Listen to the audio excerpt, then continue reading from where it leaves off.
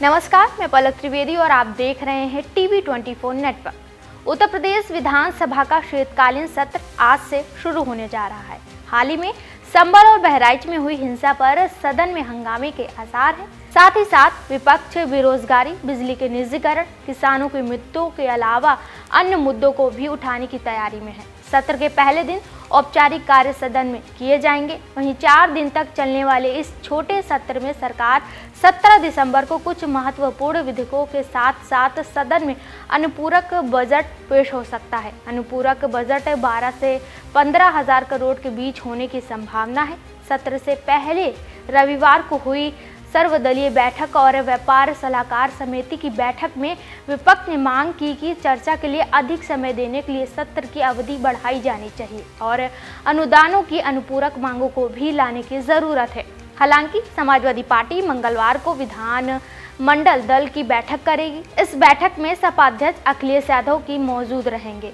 ऐसा पहली बार हो रहा है जब सदन शुरू होने के बाद सपा विधानमंडल दल की बैठक करेगी। राज्य विधानसभा में विपक्ष के नेता और वरिष्ठ सपा नेता माता प्रसाद पांडे ने कहा कि जब सरकार जनता की बात नहीं सुनती है तो विपक्ष को अपनी बात जोरदार तरीके से कहनी पड़ती है। सत्र को ज़्यादा से ज़्यादा दिन तक चलना चाहिए, लेकिन ये इसे अपनी सुविधा के हिसाब से चलाते हैं। नियम है कि सत्र साल में कम से कम 90 दिन चलना चाहिए, लेकिन ऐसा नहीं होता है। वहीं सत्र के दौरान उनकी पार्टी या विपक्ष की ओर से उठाए जाने वाले मुद्दों के बारे में पूछे जाने पर उन्होंने कहा कि हम जनहित के मुद्दे उठाएंगे। सबसे महत्वपूर्ण बात यह है कि संभल और बहराइच जैसी सांप्रदायिक घटनाएं हुई हैं, किसान, बिजली, महंगाई आदि के मुद्दे हैं। हम इन सभी की ओर सरकार का ध्यान आकर्षित करने की कोशिश करेंगे।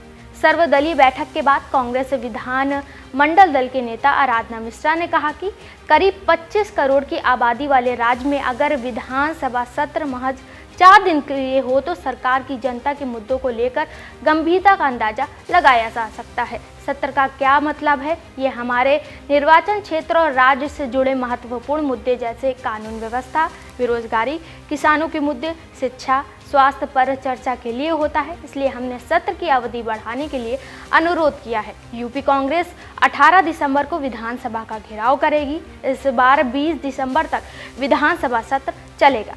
गौरतलब है कि रविवार को शीतकालीन सत्र को देखते हुए विधानसभा अध्यक्ष सतीश महाना ने सर्वदलीय बैठक बुलाई थी।